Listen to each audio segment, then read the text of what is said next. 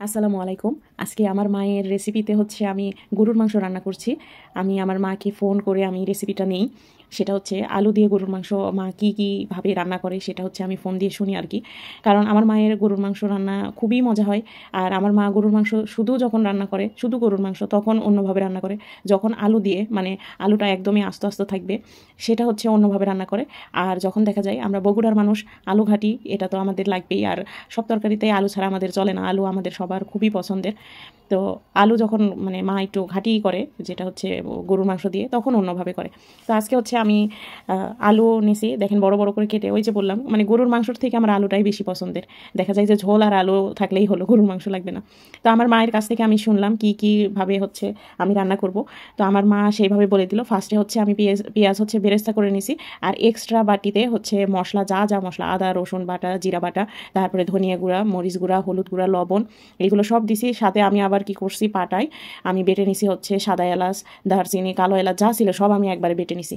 নিয়ে আমার মা বললো যে তুমি পেঁয়াজ বেরেস্তার সাথেই মশলা আগে কষিয়ে নিবা।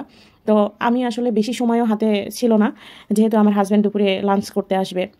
এই জন্য আমি খুব দ্রুত রান্না করতেছিলাম। আরও যদি আমি কষিয়ে নিতে পারতাম হয়তো আরও ভালো লাগতো। কিন্তু যতটুকু হয়েছে মাশাল্লাহ, আমার বাসায় যে একটা ঘ্রাণ আমি আমার মায়ের হাতের ফিল পাচ্ছিলাম, মানে একটু একটু যখন ঘ্রাণ পাচ্ছিলাম আমার মায়ের হাতের সেই। আর আমার মা যখন রান্না করে মাটির চুলায় রান্না করে, মাটির চুলায় কিন্তু অনেক মজা হয় খেতে, খুবই মজা লাগে। আর খুবই মজা হয়, সব তরকারি খুব মজা হয়। তো আমি সাথে হচ্ছে আস্ত 4টি রসুন দিছি, কারণ হচ্ছে আমার হাজব্যান্ডের পছন্দ। তা আমি হচ্ছে এইটা পানি না দিয়ে, আমার মা যেভাবে বলছে যে গরুর মাংস পানি না দিয়ে মশলা যখন কষানো হয়ে যাবে, তখন আমি হচ্ছে আলু এবং গরুর মাংস একবারে ঢেলে দিই। আর এখানে হচ্ছে আমার মা বলে যে কাঁচা একটি পেঁয়াজ তুমি হচ্ছে এই গরুর মাংসের সাথে দিবা। বেরেস্তা তো করে আমি মশলা কষিয়ে নিলাম, এর সাথে আবার হচ্ছে আমি কাঁচা পেঁয়াজ দিছি। আমার যেহেতু মাংস কম, আমি একটা দিছি। যখন আপনাদের মাংস বেশি হবে তখন 2, 3টা বা 4টাও দিতে পারেন, বা তারও একটু বেশি দিতে পারেন। তো এটা আমি কষানোর পরে তারপরে হচ্ছে গরম পানি দিয়ে যতটুকু পরিমাণ ঝোল রাখার, এই তো হয়ে গেল আজকের রান্না। আমার মায়ের মতো তো আমি পারবো না, কারণ আমার মা হচ্ছে বেস্ট রান্না করে। আমার কাছে আমার মায়ের হাতের রান্না, প্রতিটা রান্নাই আমার খুবই মজা লাগে। আর প্রতিটা সন্তানের কাছেই তার মায়ের রান্না সব থেকে বেশি মজা লাগে, এটাই স্বাভাবিক। তবে আমার মায়ের হাতের রান্না সব থেকে বেশি মজার।